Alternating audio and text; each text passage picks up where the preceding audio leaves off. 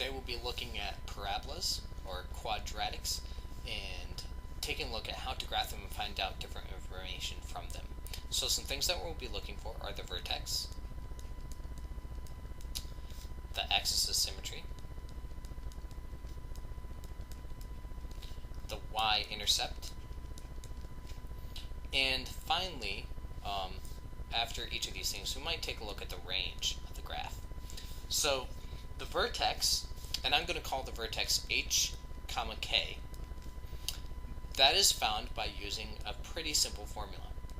H is going to be negative b over 2a. And we need this vertex in order to graph it. So what is this thing to be over 2a? Well, this number in front of x squared is a. The number in front of x is b. And then this number is c. So to get h, I'm going to just replace these in. So negative b, well, negative 6 is 6, and times 2, or over 2 times a. Now, nothing's written in front of this x squared, so that's a 1. So 1. So in this case, when I simplify that, I get a 3. Now, to get k, all I need to do, now k is a y value, so this h, that's an x value. Well, I have a bunch of x's up here, so to get k, all I'm going to do is take this 3 and put it in for x. So I have 3 squared minus 6 times 3 plus 3. And following the order of operations, I will end up getting my value for k of being negative 6. So now I'm ready to write this in vertex form. Now, vertex form is something that we should memorize. It's this: y equals a parentheses x minus h squared plus k. And we know a right from the beginning. A is 1. So I won't need to write that in this case. And h is 3, so minus 3. And then k is 6, or negative 6, so plus negative 6 is minus 6. Okay, so I'll be using this to graph here shortly. Our axis of symmetry. Now our axis of symmetry is basically this, but I'll just say x equals. And it is a vertical line. My y-intercept, well, our y-intercept happens when x equals 0. So if I put in 0 for x, all of these turn to 0, and I get y equals 3 for my y-intercept. So my y-intercept is 0, 3, and where did I get the 0 from? Well, that's x is 0, because y-intercepts always happen when x equals 0. And for the most part, this constant number, this c, is our y-intercept. And our range, we'll get that after we graph. Alright, so to graph this, we need to know that this is a squared function. So we are going to be squaring things. And this number in front here is our stretch factor. Now in this case, we aren't going to have to worry about it because it's a 1. So I'm going to plot my vertex, 3, negative 6. There it is. Okay, so there's my vertex. Now from my vertex, I'm just going to pretend that this is the center of my graph. And I am going to start from here every single time.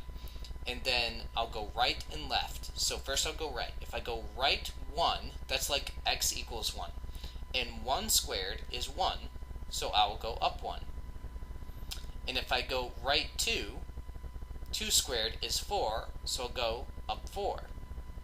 Now you might be wondering, why am I squaring it? Because this is a squared function. I'm squaring things. And if I go right 3, 3 squared is 9, so I'll go up 9. 4, 5, 6, 7, 8, 9. Now if I go left 1, that's like negative 1. So negative 1 squared is 1.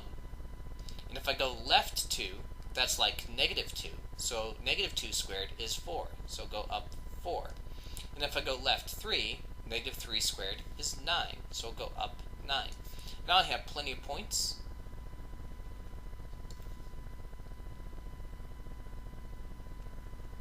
Okay, we'll draw a nice smooth curve. These should look like U's, hopefully better than what I drew right there.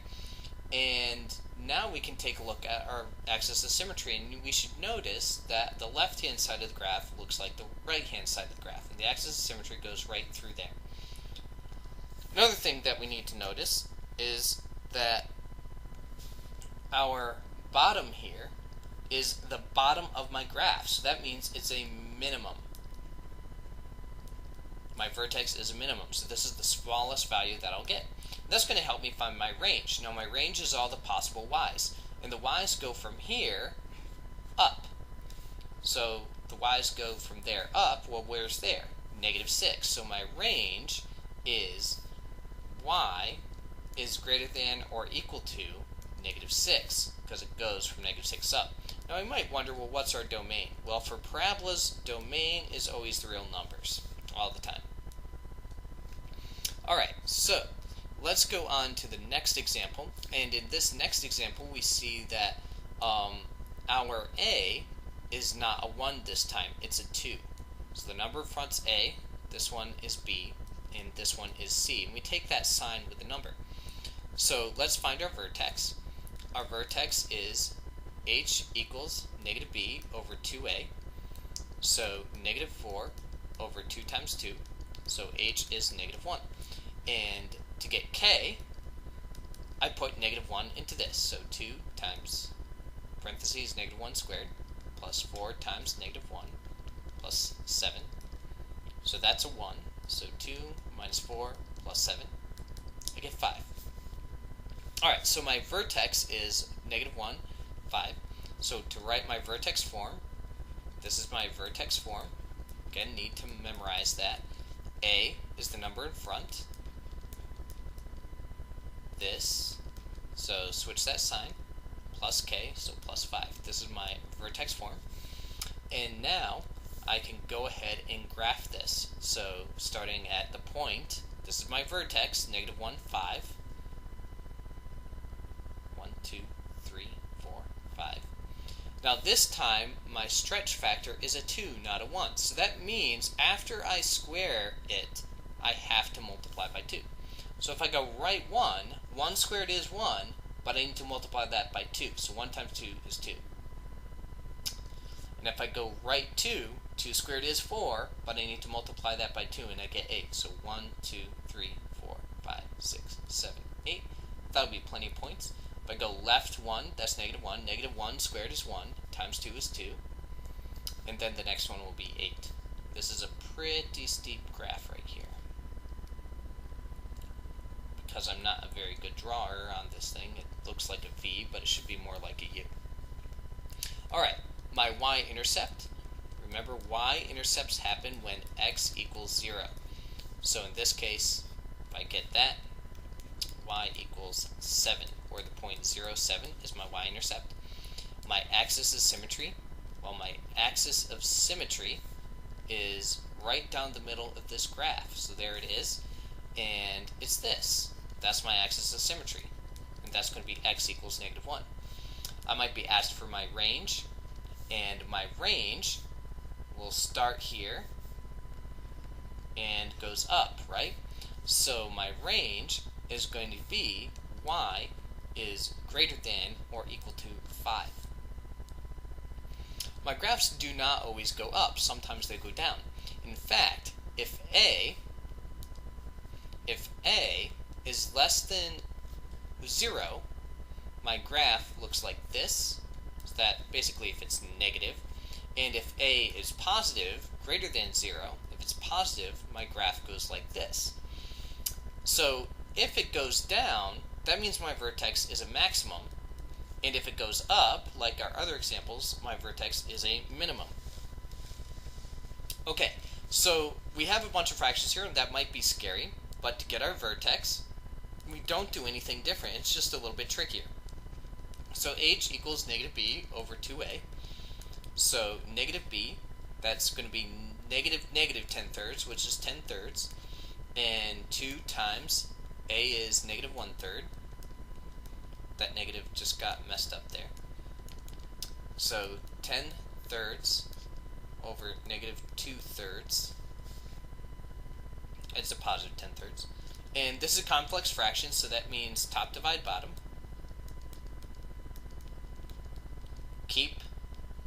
change.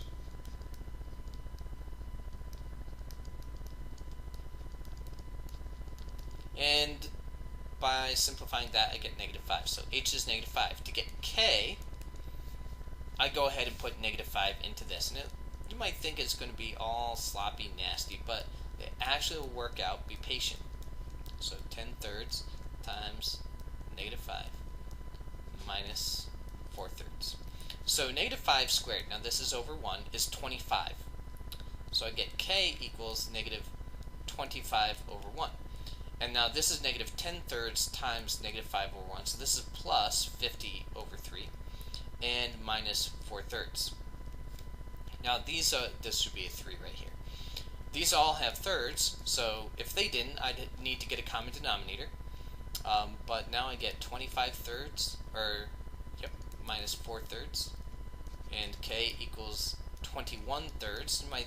Now, if it doesn't come out, that's okay. You just estimate it as best you can, but 21 divided by 3 is 7. So that's my hk. So what is my vertex form? It is going to be y equals, this is a, so -1/3, h minus h, so plus 5, plus k. Okay, so I'm ready to graph. So I'll graph that point, -5, 7. So 1, 2, 3, 4, 5, 7. 1, 2, 3, 4, 5, 6, 7. And then from here, I am now ready to graph. Now I need to remember I'm squaring, but I also have the stretch factor. So if I go right 1 squared is 1, but times -1/3 is -1/3. And it'll flip and be over here as well. If I go right 2 squared is 4, but times -1/3 is -4/3, which is about -1 1/3. And if I go right 3 squared is 9, times -1/3 is -3. So I go down 3. Now you might be wondering, how do I do that in my head? Practice, but if you don't, a calculator can help you. So you can go ahead and use a calculator. So you can type in -1/3 and then times our 3 squared like this, and they'll give you that -3 just fine, and you can figure it out. Alright, so these are plenty of points, so I'll go ahead and connect them. Notice that it got wider. It got wider. So we'll talk about that in a moment. But anyways, my axis of symmetry is right here. Now notice this is a maximum right now. So this is a max because it's at the top of my graph. So whenever a is negative, it's a maximum, and whenever it's positive, my vertex is a minimum. My y-intercept, what is my y-intercept? This is my y-intercept. So the point is 0, -4/3. And my axis of symmetry, my axis is this right here. So x equals -5. It's a vertical line. Okay, so really quick, let's talk about the range.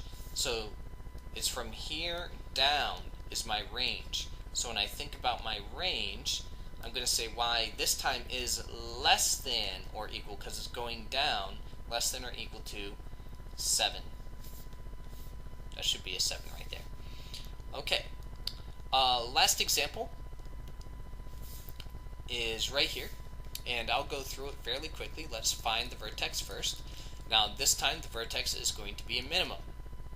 How do I know? Because my graph opens up. And how do I know my graph opens up? Because a is positive. So h is -b over 2a. So a, b, c. So 16 all over 2 times 2. So 4. Alright, k is, put this in. So 2 times 4 squared minus 16 times 4 plus 25. So follow our order of operations.